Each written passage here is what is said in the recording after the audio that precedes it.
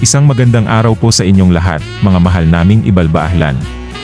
Ang Bureau of Fire Protection ay muli pong nagpapaalala sa inyo na atin pong paghandaan at tiyaking ligtas ang pagdiriwang natin ng Kapaskuhan.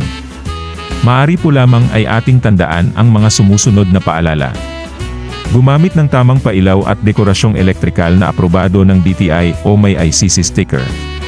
Huwag magsaksak sa mga wall outlet at extension cords na sobra sa kapasidad nito, maaari itong pagmulan ng sunog. Huwag manigarilyo o maglagay ng kandila malapit sa Christmas tree, kurtina o mga dekorasyon, maaari rin itong pagmulan ng apoy. Iwasan pong magkabit ng Christmas light sa Christmas tree na gawa sa metal. Maaari itong daluyan ng kuryente at inyong ikapinsala. Patayin ang mga Christmas lights at ibang dekorasyong electrical kapag matutulog o aalis ng bahay.